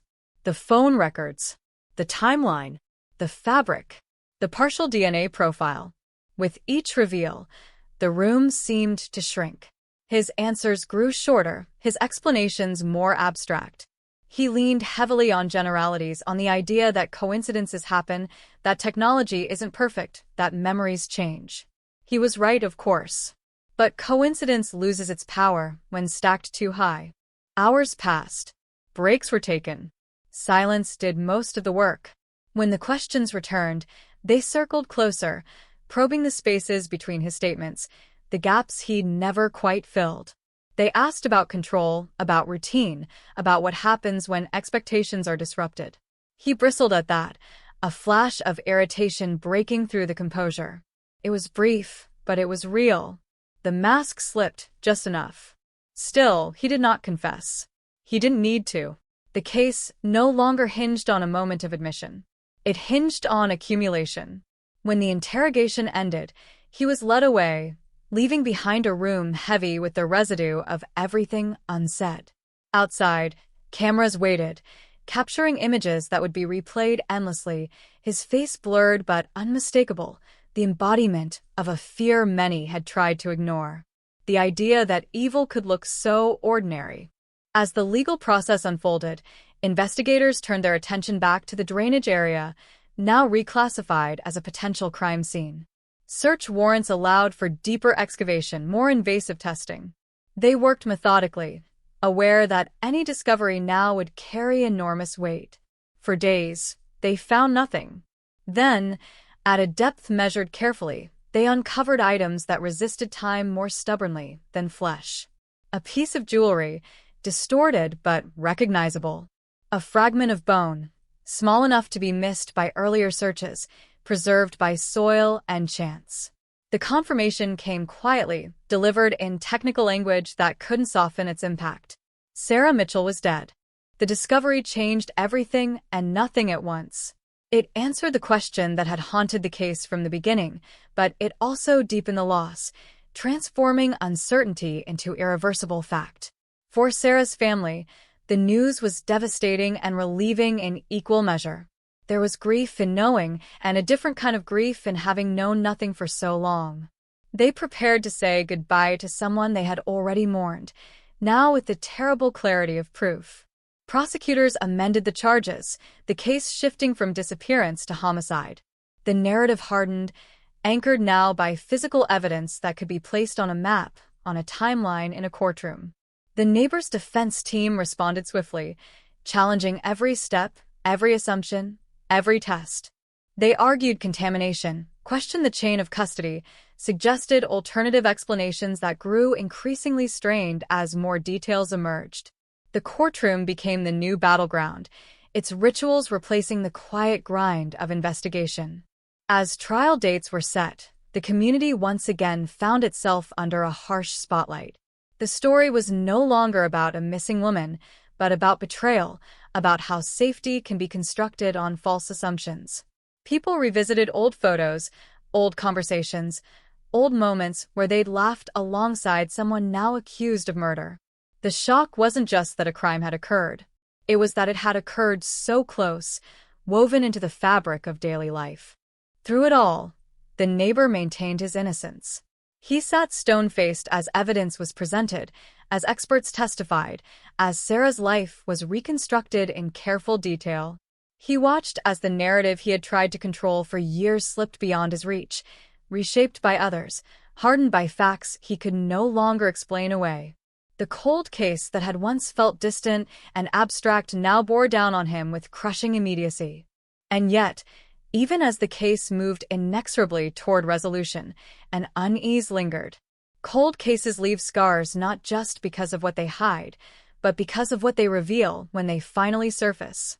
This one revealed how easily trust can be exploited, how violence can masquerade as familiarity, and how time, far from erasing the truth, can sometimes preserve it, waiting patiently for the moment when it can no longer be ignored. The trial did not move quickly, and in that delay there was a cruelty all its own. Motions were filed, evidence contested, expert witnesses vetted and revetted, each procedural step stretching the distance between accusation and judgment. The courtroom became a theater of restraint, its wood-paneled walls absorbing tension that never fully dissipated. Every day, reporters gathered outside, repeating the same phrases into cameras: cold case, trusted neighbor, solved after 19 years, their voices carrying a mix of awe and unease, as if even saying it out loud felt dangerous. Inside, prosecutors began to lay the story out the way it had taken shape in their minds, not as a burst of violence, but as a slow convergence. They spoke of proximity, of routine, of how crimes like this are rarely spontaneous. They showed jurors maps of the neighborhood, photographs of the drainage area, timelines compressed into narrow windows that left little room for chance. They introduced the phone records again, this time enlarged, annotated, transformed into something visual and inescapable. Each call, each gap, became a brick in a wall that had been years in the making. Witnesses followed, one after another, their testimony weaving together past and present. Former neighbors took the stand, voices unsteady as they described memories they had tried not to revisit. They spoke of seeing Sarah that night, of small interactions that had seemed meaningless at the time. Some admitted their guilt, their shame at not having noticed more, at having trusted too easily. Others were more defensive, clinging to the image of the man they thought they knew, insisting that kindness could not coexist with cruelty. The jury listened, absorbing the contradictions, the way truth fractures under pressure. Experts testified next, careful and precise. Forensic analysts explained how microscopic traces survive, how contact leaves behind echoes that technology can now hear. They walked the jury through the DNA findings, emphasizing what they could say and what they could not. Partial profile, statistical significance, probability rather than certainty. The defense seized on every caveat, every limitation, turning caution into doubt. They reminded the jury, again and again, of the years that had passed, of the risks inherent in revisiting old evidence, of the human tendency to reshape memory to fit new narratives. Then came the moment everyone had anticipated and dreaded in equal measure. The neighbor took the stand. He swore to tell the truth, his hand steady, his expression controlled. He spoke softly, deliberately, as if choosing each word with care. He described his relationship with Sarah as cordial, neighborly, nothing more. He denied any obsession, any conflict, any wrongdoing. When asked about the night she disappeared, he repeated the story he had told for years, his voice unwavering. He framed himself as another victim of circumstance, caught in a tragedy not of his making. Under cross-examination, the tone shifted. Prosecutors pressed him on specifics, on timing, on the decisions he'd made afterward. Why the sudden trip? Why the deep cleaning? Why the gaps in records? His answers grew more strained, explanations longer, less focused. He bristled when questioned about control, about his need to be involved, about his presence at vigils and searches. He insisted it was concern, nothing more.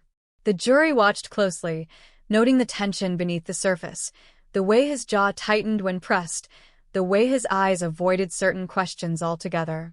As the days wore on, the weight of the story settled heavily over the room. Photographs of recovered items were shown, carefully, respectfully. The jewelry, the fragments, the confirmation that Sarah had not simply vanished, but had been taken, her life ended somewhere dark and forgotten. Her family sat together, holding on to one another, their faces etched with a grief that had aged them beyond their years. They listened as strangers spoke about their daughter, their sister, their aunt, reducing her to evidence while trying desperately to honor her humanity. Closing arguments arrived with a sense of inevitability. Prosecutors spoke of trust betrayed, of how the most dangerous threats are often the ones we invite inside without question. They asked the jury to consider not just each piece of evidence on its own, but the pattern they form together, a pattern too consistent, too deliberate to be accidental. The defense countered with doubt, reminding jurors of the burden of proof, of the irreversible nature of their decision. They argued that suspicion is not guilt, that tragedy can distort perception, that the story presented was compelling but incomplete. When the jury retired to deliberate, the building exhaled. Hours stretched into days.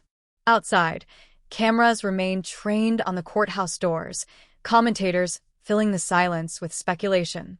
Inside, 12 people wrestled with the weight of nearly 2 decades of unanswered questions, aware that whatever they decided would ripple far beyond the room. The verdict, when it came, landed without theatrics. Guilty. The word echoed through the courtroom, sharp and final, cutting through years of uncertainty in a single breath. Sarah's family wept openly, a release of grief and vindication tangled together. The neighbor showed little reaction, his face set, his eyes fixed on a point somewhere beyond the walls, as if already retreating into a version of reality where this outcome had always been inevitable. Sentencing followed months later, the judge's words measured and grave. Life in prison. No possibility of parole. The sentence closed the legal chapter, but it did not restore what had been lost. Justice, in cases like this, is never clean. It arrives late, imperfect, carrying as much sorrow as relief. As the courtroom emptied and the cameras moved on, the community was left to reckon with the aftermath. The cold case had been solved, the headlines declared, but the deeper questions lingered, refusing to be contained by a verdict. How many signs had been missed? How easily trust had been given? How long the truth had waited, silent and patient, hidden behind a familiar face? And for those who had lived on that street, who had waved to the neighbor every morning, who had locked their doors a little tighter after Sarah disappeared, one realization settled in with chilling clarity. The danger they had feared from the outside had never come from beyond the neighborhood at all. It had been standing right beside them all along. The verdict did not bring silence. It brought a different kind of noise, one that lingered long after the courtroom doors closed and the cameras packed up. In living rooms across the neighborhood, television stayed on late into the night, replaying the same footage, the same phrases, the same grainy photos of a man no one recognized anymore, but everyone once knew. Solved. Closure. Justice served. The words sounded decisive, but they rang hollow against the low, persistent hum of disbelief. Because understanding what happened was not the same as understanding how it had been allowed to happen for so long. People began revisiting their own memories, not just of Sarah, but of themselves during those years. The choices they'd made, the instincts they'd ignored, the moments when something felt slightly off and was dismissed as nothing. A neighbor remembered the way he'd volunteered to walk her dog when she was sick, how grateful she'd been, how safe she'd felt. Another recalled lending him tools, standing side by side in the driveway, laughing about something trivial. These recollections, once warm and reassuring, now carried a sharp aftertaste, the realization that familiarity had acted as camouflage. Psychologists were brought onto talk shows, asked to explain how someone like that could hide in plain sight. They spoke of social trust, of how communities reward predictability and punish suspicion. They talked about the danger of equating politeness with safety, about how predators often cultivate normalcy as carefully as others cultivate gardens. The explanations were logical, measured, almost comforting in their structure. They did little to quiet the unease. Knowing the pattern didn't erase the fear that it could repeat. Sarah's family withdrew from the public eye after sentencing, their statements brief and controlled. They thanked law enforcement, thanked the jury, thanked those who had never forgotten. Privately, they faced a different reckoning. The truth had given them answers, but it had also given them images they could never unsee, details they would carry into every quiet moment. They planned a memorial near the place where she'd last felt safe, not because it felt right, but because it felt necessary, a way to reclaim a space that had been stolen from them. Investigators, too, struggled with the aftermath. Solving a cold case is often portrayed as triumph, but the reality is more complex. They reviewed the early days of the investigation with fresh eyes, asking what could have been done differently, what might have changed if technology or assumptions had been different. There were no easy conclusions, only lessons learned too late to help Sarah. Some took comfort in having finally spoken for her. Others felt the weight of the years she had spent missing, years that no verdict could give back. The neighbor's house remained empty for a long time, a quiet landmark no one wanted to claim. For sale signs came and went. Potential buyers drove past slowly, sensing the history clinging to the place even if they didn't know the details. Eventually, someone new would move in, repaint the walls, plant fresh flowers, unaware or unwilling to ask why certain neighbors avoided eye contact, why conversations hushed when they passed. Time would soften the edges, but it would not erase them. In the broader world, the case became a reference point, cited in articles and documentaries about cold cases and delayed justice. It was used to illustrate the power of persistence, of forensic advancement, of never giving up. Those narratives were not wrong, but they were incomplete. They rarely captured the quieter truth that solving the case had also exposed how fragile safety really is, how easily the structures we rely on can be manipulated. On the anniversary of Sarah's disappearance, a small group gathered again on the street, candles flickering in the humid air. There were no speeches this time, no reporters. Just silence, punctuated by the soft scrape of lighters and the sound of night insects. People stood together without touching, sharing a moment that felt less like remembrance and more like acknowledgement. This happened here. We live with it now. As the flames burned low, one thought passed unspoken among them, heavy and undeniable. The cold case had been solved, yes, but its echo would not fade. It would live on in the way doors were locked, in the way strangers were assessed, in the way trust was granted more slowly, more carefully. The story had ended in a courtroom, but its consequences had no such boundary. Because the most unsettling truth revealed by the case was not just who was responsible, but how ordinary the circumstances had been, how easily the line between safe and dangerous had blurred. And long after the headlines stopped printing, after the files were archived and the evidence stored away, that truth remained quiet and persistent, a reminder that sometimes the greatest mysteries are not about what we don't know, but about what we thought we did. Even after the story faded from the front pages, it refused to settle into the past. It lingered in smaller, quieter spaces, in the pauses between conversations, in the way people scanned a room before relaxing. The case had become a reference point, not just for law enforcement, but for the community's collective psyche, a marker dividing life into before and after. Before, when trust was automatic. After, when it had to be earned again, slowly, with caution that never fully slept. Law enforcement agencies across the state revisited their own unresolved files, inspired and unsettled by what had been uncovered in Texas. Training seminars cited the case as proof that persistence matters, that assumptions can be fatal, that familiarity should never be mistaken for innocence. Detectives listened, took notes, nodded. Many of them had their own cold cases tucked away, names and faces waiting for someone to look at them differently. Sarah Mitchell's story became a quiet challenge, a reminder that answers can hide not in distant shadows, but right at the center of the frame. For those who had known the neighbor personally, the reckoning was more intimate. They questioned their judgment, replayed moments that now felt contaminated by hindsight. Was that kindness genuine, or was it camouflage?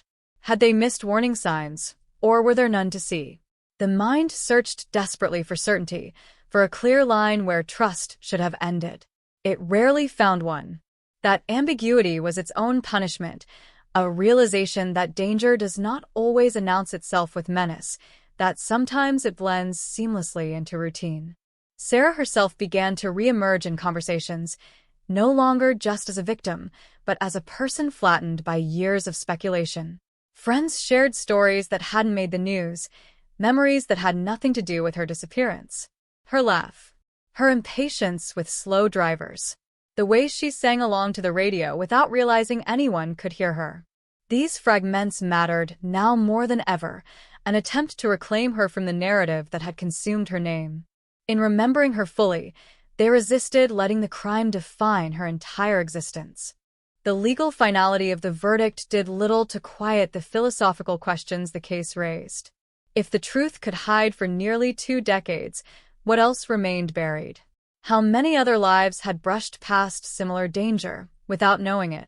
These questions surfaced in community meetings, in late-night discussions, in the uneasy fascination people felt when another cold case made the news.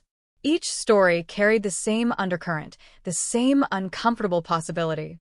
It could happen here. It already did. In the prison where the neighbor would spend the rest of his life, the case followed him in a different way.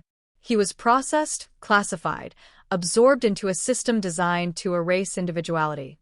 The man who had once been known for his helpfulness became another file number, another body in a cell. There were no public statements, no last-minute revelations. Whatever he knew, whatever he felt, remained locked behind walls thicker than any courtroom silence. The absence of confession left a vacuum, a space where speculation continued to breathe. Investigators closed the file formally, signing off on a case that had defined portions of their careers. Some felt relief. Others felt an unexpected emptiness. The chase had ended, but the emotional investment did not evaporate so easily. They had lived with Sarah's story for years, carried it home with them, measured time by its slow progression. Letting go required its own adjustment, its own kind of mourning. As seasons turned and new stories replaced old ones, the neighborhood gradually resumed the rhythms of ordinary life. Children rode bikes down the street again. Lawns were mowed. Packages appeared on porches, unattended but watched a little more closely than before. Normalcy returned, but it was altered, layered with awareness. The illusion of safety had been replaced with something more fragile, more honest. And in that honesty, there was a strange kind of strength. People checked on each other more intentionally. Conversations went deeper, less superficial. The loss had carved out space for connection that hadn't existed before, a reminder that community is not just about proximity, but about vigilance, about caring enough to notice when something feels wrong. The cold case had been solved, but its lesson remained unresolved, echoing in subtle ways that no verdict could contain. It whispered a warning carried on the same Texas night air that had once held a sharp, metallic sound no one could quite remember anymore. A reminder that mystery does not always live in the dark. Sometimes it lives next door, waiting patiently, counting on time and trust to keep it hidden. By the time the 10th chapter of the story began to take shape, distance had softened the sharpest edges of shock, but not the meaning. Time had done what it always does. It dulled the noise, not the truth. The case now lived in a quieter register, discussed less often, but with more weight. It had become one of those stories people referenced in lowered voices, as if speaking too loudly might invite something similar back into their lives. For journalists who had covered the arrest, the cold case evolved from breaking news into a long-form reflection. Follow-up articles focused less on the crime itself and more on the failure points, misleads, overlooked behaviors, assumptions that went unchallenged. Editors framed it as a cautionary tale, a reminder that the absence of evidence is not the absence of guilt. Readers lingered over these pieces longer than expected, scrolling back up, rereading paragraphs that felt uncomfortably familiar.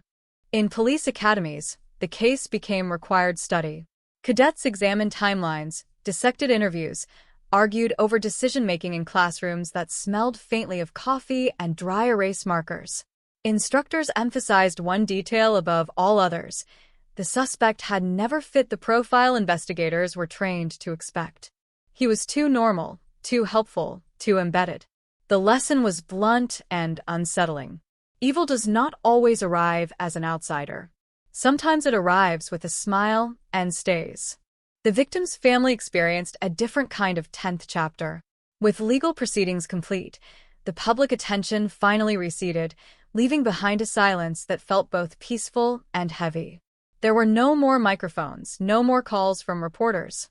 Just rooms filled with memories and the slow work of redefining life after resolution.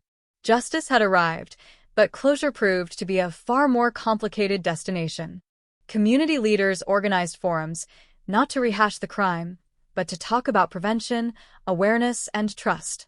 Attendance was modest but sincere. People listened more than they spoke. The cold case had taught them that safety is not a guarantee, but a responsibility shared unevenly and imperfectly. These meetings didn't erase fear, but they reshaped it into something more actionable.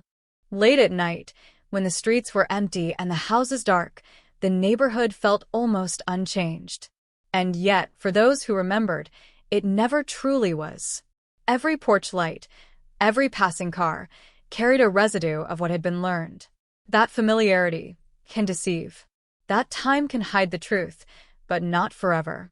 The case had crossed a threshold, from mystery to memory, from headline to history.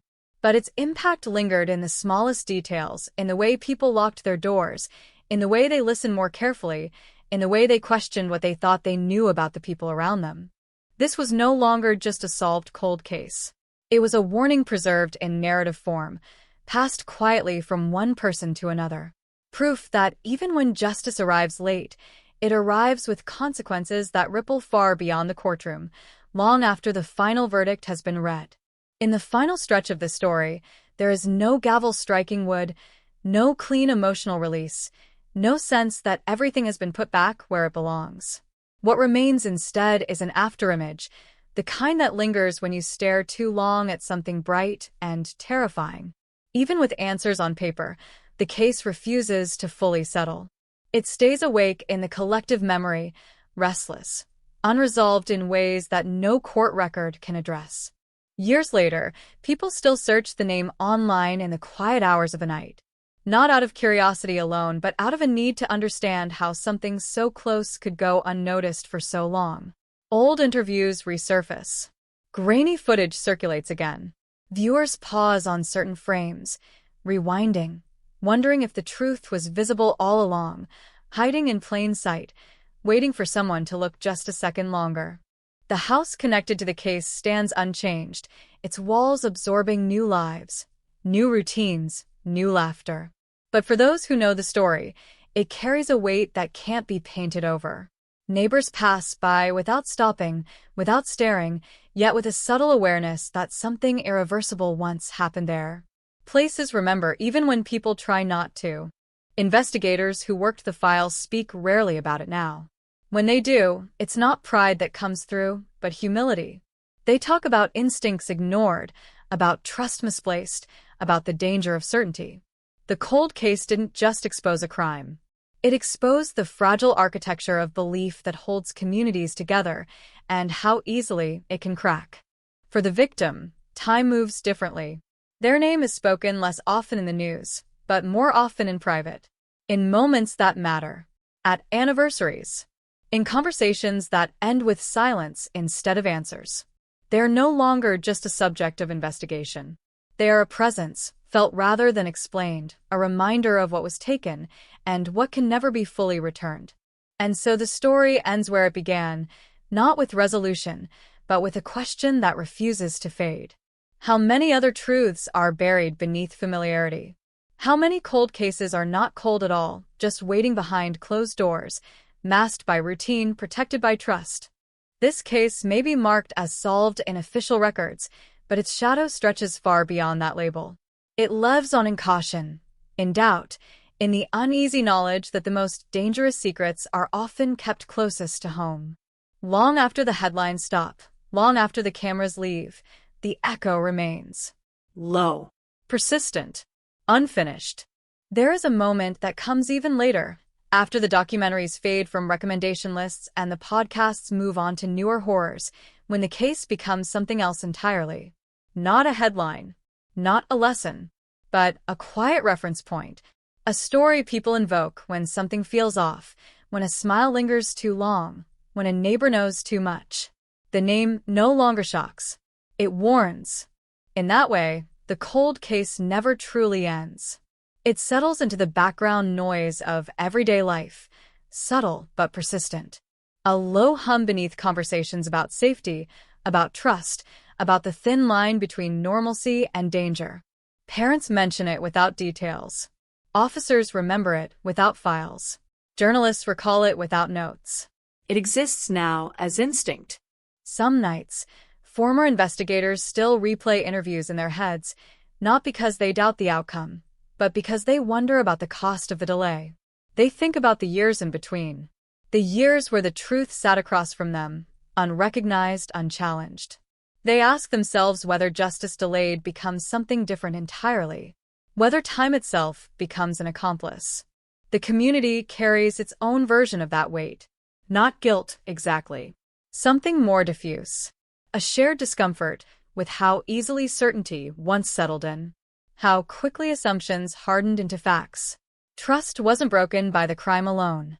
It was fractured by the realization that everyone had participated in the illusion, simply by believing. New families move in. They hear the story secondhand, softened, abbreviated. They nod, they listen, they move on. But the older residents know better. They know that stories like this don't fade. They sink. They become part of the ground. You don't see them anymore, but they shape everything built on top. And somewhere within all of this, the victim remains the fixed point. Not frozen in time, but carried forward through every retelling, every warning, every uneasy pause. Their absence is the only constant. Proof that the cost of silence is never abstract. It has a name. It has a history. It has a space that will never be filled. So when people ask why these stories are told again and again, why cold cases are reopened, revisited, re-examined, the answer is never just about resolution. It's about vigilance, about memory, about refusing to let familiarity become a blindfold. Because this case, like so many others, teaches a final, uncomfortable truth. That the most haunting mysteries are not the ones without answers, but the ones where the answer was always there, waiting patiently, hiding behind a face everyone trusted until time ran out. By the 13th movement of this narrative, the story has thinned into something almost invisible, and that is where it becomes most dangerous. No sirens, no tape, no urgent updates, just the residue of a truth that refuses to dissolve. The case is cited less, but it is felt more, embedded in habits, in pauses, in the way people choose their words when they talk about trust. Years have passed, enough for the calendar to insist on distance, but distance never meant disappearance. The file is archived, the evidence boxed, the courtroom emptied. Yet the emotional geometry remains unchanged. Lines drawn long ago still intersect in unexpected ways. A glance exchanged at a town meeting. A door locked twice instead of once. A silence that stretches just a second longer than it should. Those who lived through it understand that the real aftermath doesn't announce itself. It arrives quietly, disguised as common sense. It shows up when someone decides not to ignore a small inconsistency, when a routine feels slightly wrong and is questioned instead of dismissed. The cold case did not just close a chapter. It rewired perception. There is no monument for this kind of ending. No plaque to explain what was learned. The lesson survives only if it is remembered, and memory is fragile. It depends on stories told carefully, without spectacle, without comfort. Stories that resist the urge to simplify. Because this was never a simple crime. It was a slow erosion of certainty, a long demonstration of how easily the familiar can camouflage the unthinkable. The victim's name still surfaces, not loudly, not often, but with intention.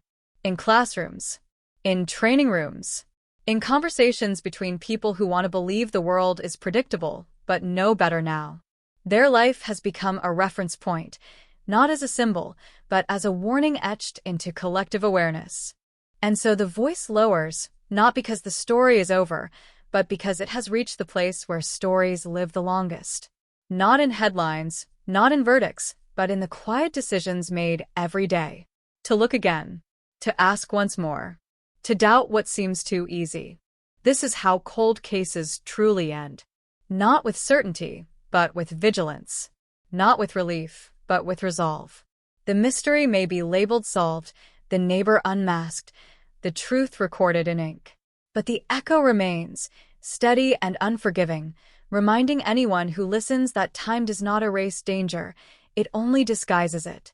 And somewhere, beneath the ordinary sounds of life continuing, the story keeps breathing, waiting, not to shock again, but to be remembered. By the 14th turn of this voice, the story has fully slipped out of chronology and into something deeper, something harder to define. It is no longer anchored to dates or evidence logs. It exists as an undercurrent, a presence. The kind of story that doesn't need to be told straight through anymore, because everyone who knows it carries their own fragment, their own angle, their own quiet interpretation of what it all meant. In Texas, the year 2005 has become shorthand. Not spoken with detail, not explained to outsiders. Just referenced. A look, a pause, a change in tone. The cold case no longer belongs to investigators or reporters. It belongs to the space between people, to the invisible adjustments made after trust has been proven fragile. Doors are still opened. Smiles are still exchanged. But belief is no longer automatic. What unsettles most is not what was done, but how long it took to see it. The crime itself was violent, yes, but the true shock came later, when familiarity was exposed as camouflage. When the idea of knowing someone collapsed under scrutiny. That realization didn't fade with time. It sharpened. It matured. It settled into the collective consciousness like a permanent bruise. There are moments when the story resurfaces unexpectedly. A new cold case breaks elsewhere. A neighbor is arrested in another state. A headline flashes across a screen, eerily familiar. And suddenly this case is back, not as news, but as comparison. As proof that these stories don't belong to one place, one year, one mistake. They are patterns. And patterns repeat. Those who lived closest to it learned a difficult discipline. Suspicion without paranoia, awareness without fear. It is a delicate balance, and not everyone manages it. Some retreat inward. Some become hypervigilant. Others pretend nothing changed at all. But beneath each response lies the same understanding. Normality is not evidence. Kindness is not immunity. Trust is not protection. The cold case solved something factual, but it opened something philosophical. It forced a question that never fully resolves itself. How well can anyone truly know another person? The answer is uncomfortable, and that discomfort is precisely why the case still matters. So the voice continues, softer now, not because the danger is gone, but because the lesson has been absorbed. This is no longer a story meant to shock. It is a story meant to stay, to linger in the background of everyday life, shaping instincts, influencing choices, whispering warnings that don't need to be loud to be heard. And as the narrative drifts further from the crime itself, it moves closer to its lasting truth. That the most enduring impact of a cold case is not the resolution, but the permanent alteration of how a community understands itself. By the 15th passage, the story has worn itself smooth, like a stone turned over endlessly in the hand. Not erased, not diminished, but changed by repetition and reflection. What once cut sharply now presses steadily. The cold case no longer demands attention, it commands respect. It has earned its place as something that cannot be hurried past. In conversations that drift late into the night, the case is mentioned without names, without details, as if specifics might cheapen what was learned. People talk instead about moments, about instincts they ignored, about questions they didn't ask because politeness felt safer than doubt. The crime becomes secondary to the reckoning. The violence is remembered, but the vulnerability is what stays. Those who study these cases professionally understand this phase well. It's when analysis gives way to philosophy. When timelines and evidence fade, replaced by patterns of human behavior that repeat across jurisdictions and decades. The Texas case slots neatly into that grim lineage, another data point in the uncomfortable truth that danger rarely announces itself. It blends in. It adapts. It waits. There is a particular unease reserved for crimes that grow in familiarity before they are understood. They force a reevaluation not just of one person, but of an entire environment. Every interaction becomes retroactive. Every memory is reinterpreted through a darker lens. Laughter recalled now feels misplaced. Trust, once extended, feels naive. The past itself becomes suspect. And yet, life continues. It always does. Children grow up unaware of the weight carried by certain addresses. New routines overwrite old ones. Time insists on forward motion, even when understanding lags behind. The cold case survives this movement not by resisting it, but by embedding itself within it, influencing without interrupting. There is no final moral delivered neatly at this stage. No lesson underlined in bold. The story has moved beyond instruction. It has become atmosphere. A quiet pressure that shapes decisions without demanding explanation. People lock doors. People listen more closely. People hesitate when something feels just slightly off, and that hesitation is the true legacy. The 15th movement does not seek to remind the listener of what happened. It assumes that memory is already secure. Instead, it asks something more difficult. What happens next? Not in the case, but in the lives that absorbed it. How does a community carry knowledge without being crushed by it? How does it remain open without being blind? The answer is never spoken outright. It unfolds slowly, imperfectly, through choices made in silence, through caution learned the hard way, through an understanding that some stories don't end because their purpose is not to conclude, but to endure. And so the voice continues, steady and restrained, not chasing shock, not seeking closure, just bearing witness to the long tail of consequence that follows a cold case long after the last headline fades. By the 16th movement, the story has slipped entirely into the realm of inheritance. Not something actively recalled, but something passed down. Attention transferred quietly from one generation to the next, like a habit learned without explanation. Those who are too young to remember the crime itself still feel its shape, even if they don't know its name. In subtle ways, the case rewrote the local definition of safe. It changed how people interpret silence, how they weigh familiarity, how quickly they dismiss unease.